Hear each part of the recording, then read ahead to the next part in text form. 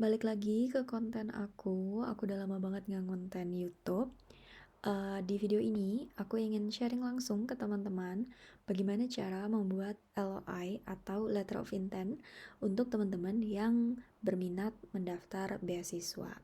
Biasanya ketika kita mendaftar beasiswa, itu dokumen yang wajib banget teman-teman harus lampirkan yaitu LOI. Nah, di sini aku akan sharing ke teman-teman berdasarkan personal experience aku ketika mendaftar beasiswa. Nah, sebelumnya di sini aku ingin sharing sedikit mengenai background aku, mengenai profile background aku untuk teman-teman mungkin yang belum kenal aku siapa. Jadi aku Rizka, aku adalah awardee beasiswa YTB Turki, dan juga aku pernah dapat juga di tahun yang sama beasiswa MOE Taiwan tahun 2023. Nah, saat ini aku sedang menyelesaikan studi aku untuk jenjang master di program studi International Business di Ankara, Turki. Aku juga reviewer di beberapa jurnal, salah satunya di Elsevier.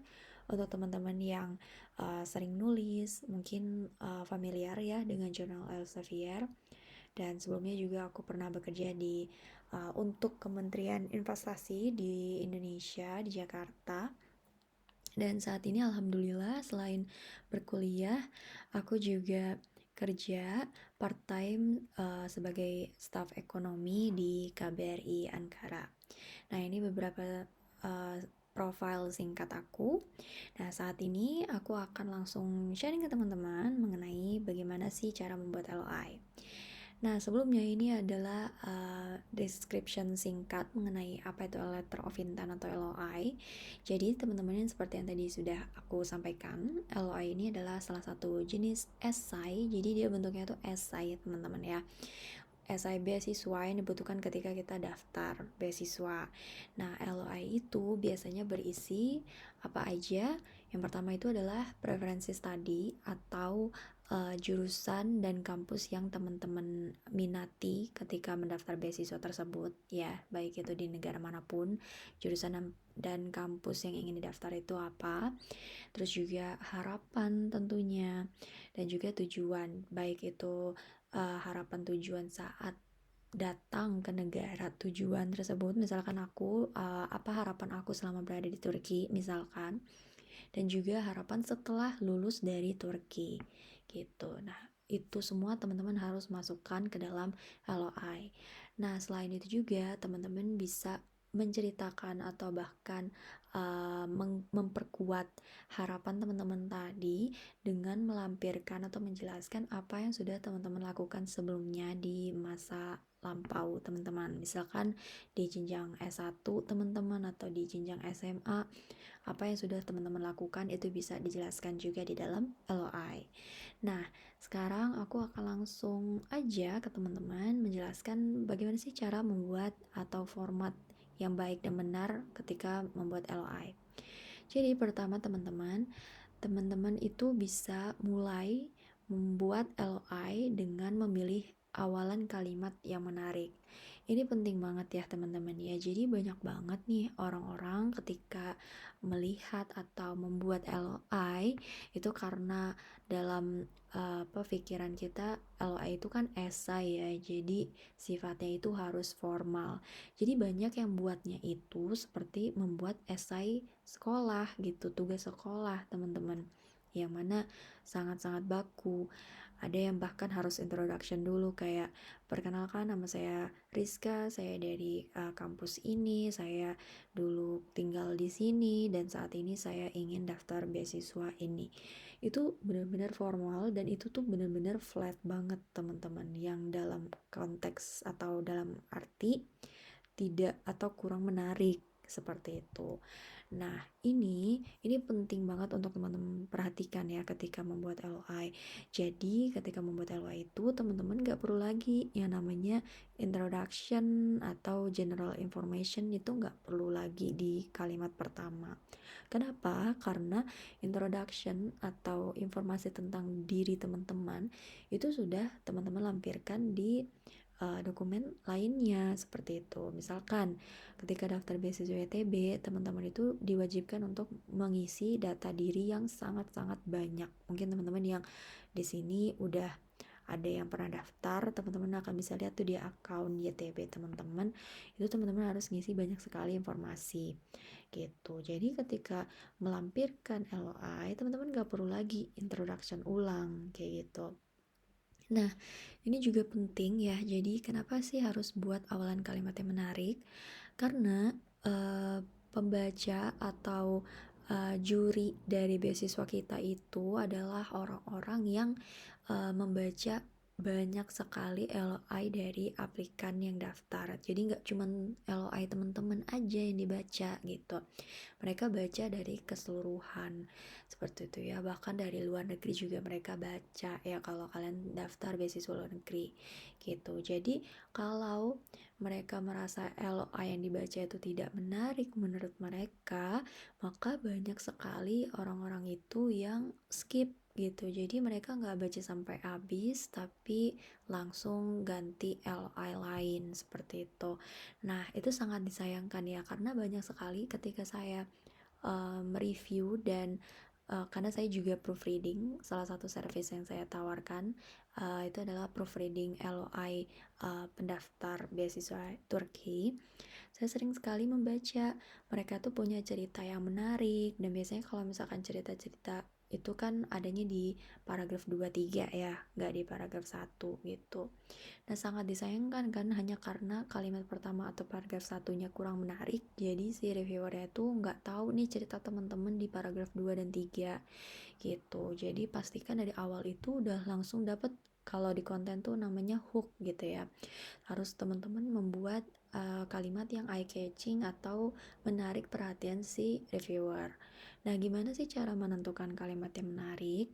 Itu nanti di slide selanjutnya akan saya jabarkan juga contoh dari LI saya ya, tapi pada hakikatnya untuk membuat awalan kalimat yang menarik itu, teman-teman harus tahu dulu nih tujuan pembuatan LI itu untuk apa gitu.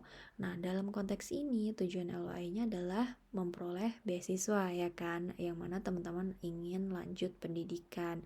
Oleh karenanya, teman-teman langsung aja ceritakan atau cari sudut pandang cerita teman-teman di masa lalu yang berkaitan dengan pendidikan, dan itu tuh kalau diceritakan ke orang, orang tuh akan interest sama teman-teman gitu. Jadi seperti itu cara membuat awalan kalimat yang menarik. Nah, terus yang kedua, sesuaikan dengan kriteria beasiswa. Ini juga penting ya dalam LOI. Jadi jangan sampai kita tuh terlalu fokus sama diri kita, tapi kita lupa nih apa sih yang dicari sama mereka gitu. Kandidat seperti apa yang mereka cari. Nah, teman-teman harus cari tahu itu gitu. Kayak beasiswa Turki, mereka tuh nyari aplikan atau nyari award yang seperti apa sih sebelum-sebelumnya gitu. Itu teman-teman coba cari juga. Nah, terus yang ketiga, itu jangan terlalu kaku.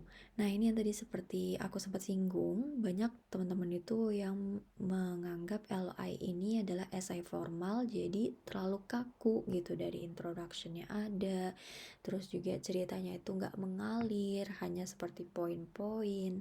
Itu membuat LOI itu jadi kaku seperti itu. Jadi untuk reviewer yang baca, mereka tuh akhirnya boring teman-teman ketika membaca LOI seperti itu. Nah, jadi usahakan ketika teman-teman membuat LOI itu ada alurnya. Itu ada alurnya mulai dari paragraf 1, 2, 3 itu ada alurnya. Terus kalau versi aku juga gunakan bahasa yang unik. Bahasa yang unik itu maksudnya apa? Jadi ketika dalam LOI aku menceritakan tentang pengalaman-pengalaman yang aku pernah capai, aku juga coba memperkuat dengan apa nih relevansinya terhadap kondisi saat ini seperti itu. Dan aku juga menggunakan bahasa yang unik itu, aku pakai waktu itu aku masukkan kutipan ya, jadi kayak ada quotes gitu aku masukkan ke dalam LOI, jadi nggak terlalu kaku, nggak terlalu terlalu center ke diri aku aja gitu, tapi juga aku gunakan apa nih informasi yang ada saat ini atau relevansinya dengan kondisi saat ini itu seperti apa, itu aku masukkan juga gitu. Terus yang selanjutnya adalah jangan flexing ya, atau jangan terlalu menyombongkan diri seperti itu. Kenapa ini penting? Banyak ketika orang-orang itu buat LOI, memang tujuan utama LOI itu adalah kita ingin kayak dalam tanda kutip ya menjual diri kita gitu kan ya, agar si reviewer itu mau membuat atau mau memilih kita menjadi awardee beasiswa gitu. Nah, tapi usahakan ketika membuat LOI itu seberapa bagus achievement kita sebelumnya, teman-teman juga harus ingat bahwa di sini kita tuh sedang meminta pendanaan ya dari pembaca yang mereview LOI kita gitu. Jadi jangan terlalu sombong gitu, jangan terlalu flexing gitu. Nah, gimana caranya teman-teman bisa kayak misalkan nih udah menceritakan tentang achievement yang teman-teman dapatkan. Terus habis itu bisa dikaitkan kayak walaupun begitu saya merasa saya masih butuh belajar lagi, atau saya merasa masih ada yang kurang sebelumnya, oleh karenanya saya ingin kuliah lagi, misal kayak gitu. Itu kan akhirnya membuat tensinya itu turun ya teman-teman ya. Jadi tetap rendah hati seperti itu. Tunjukkan potensi diri tapi tetap rendah hati. Dan juga kalimat antar paragraf itu harus saling sambung dan menguatkan. Dan terakhir itu adalah harus ada tujuan yang jelas gitu. Tujuan yang jelas itu yang tadi, ada harapan setelah lulus nantinya, ada informasi mengenai apa nih yang sudah dilakukan dan relevansinya dengan jurusan yang diambil nantinya gitu. Jadi ada tujuan yang jelas lah gitu di dalam LI teman-teman. Nah,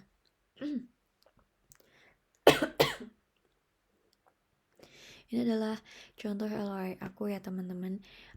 Ini bukan semuanya. Aku hanya screenshot beberapa isi dari LI aku mulai dari paragraf 1 sampai paragraf 2. Jadi ini ya teman-teman, dari kalimat pertama banget di paragraf 1 itu aku udah nggak lagi memperkenalkan diri, tapi aku langsung membuat awalan kalimat yang menarik.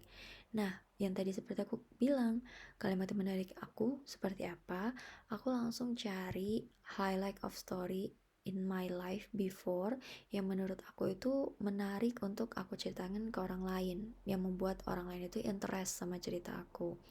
Nah, di salah satu story aku di jenjang pendidikan sebelumnya yaitu S1, aku pernah terpilih untuk mempresentasikan makalah pertama aku atau jurnal pertama aku di konferensi di Malaysia seperti itu. Ini kan ada apa ya, hubungannya lah ya dengan pendidikan gitu kan ya, dengan jenjang S2 gitu. Jadi aku ambil highlight of story yang ini gitu teman-teman. Jadi benar-benar dari kalimat pertama banget aku bilang langsung gitu, apa nih cerita yang unik di kehidupan aku.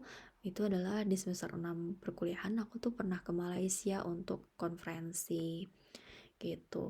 Terus habis itu aku bilang setelah itu aku tertarik deh sama bidang social economic research gitu. Terus habis itu mulai deh dari paragraf 1 ini akhirnya bisa mengalir gitu apa yang sudah aku lakukan ketika lulus S1 dan setelahnya gitu. Nah, terus di sini bagian achievement. Nah, untuk menurunkan tensi dari aku yang tadi terlalu proud dengan achievement aku, list achievement aku gunakan bahasa yang menarik tadi nih, gunakan bahasa yang unik gitu ya. Jadi bahasa yang unik itu aku di sini di paragraf 2 aku sebutkan gitu ya, ada salah satu quotes dari tokoh terkenal yaitu Michael Aliotti yang bilang bahwa di era saat ini tuh our new currency itu adalah fokus gitu. Terus aku bilang being a researchers atau menjadi seorang peneliti ya atau researcher itu tuh berarti kita butuh fokus yang tinggi gitu untuk menyelesaikan atau mencari solusi yang tepat gitu ya, yang dapat membawa impact atau pengaruh kepada masyarakat gitu. Nah, ini tuh di sini aku jelaskan gitu bahwa minat besar aku di bidang riset itu tuh dibutuhkan loh di era saat ini berdasarkan kalimat quotes ini gitu. Nah, itu teman-teman. Jadi tidak hanya fokus pada diri kita, tapi juga tawarkan apa nih yang dibutuhkan oleh sekitar gitu, yang berkaitan dengan interest kita tadi. Gitu teman-teman, itu salah satu tips ya dalam LOI aku, dan di paragraf-paragraf selanjutnya itu akan mengalir aja teman-teman. Gitu teman-teman bisa ceritakan apa nih jurusan yang mau di apply gitu ya. Terus habis itu apa yang mau dilakukan, harapannya apa nantinya. Di sini kalau versi aku udah bilang gitu kalau aku tuh tertarik dengan dunia riset, dan after graduate itu aku benar-benar ingin menjadi seorang economic researcher seperti itu. Dan aku jelaskan juga pekerjaan aku sebelumnya ataupun apa publikasi aku sebelumnya, itu juga aku jelaskan gitu teman-teman ya. Oke, gitu mengenai LOI. Semoga bermanfaat untuk teman-teman semua yang mau daftar beasiswa, terutama saat ini di jenjang di tahun 2026 ini, bulan April sampai Mei, itu banyak banget beasiswa yang akan buka ya teman-teman. Nanti di video selanjutnya aku akan list apa aja beasiswa yang saat ini sedang buka dan teman-teman bisa apply gitu ya. Dan jangan lupa persiapkan LOI teman-teman dari sekarang. Oke, sekian video dari aku. Semoga bermanfaat. Assalamualaikum warahmatullahi wabarakatuh.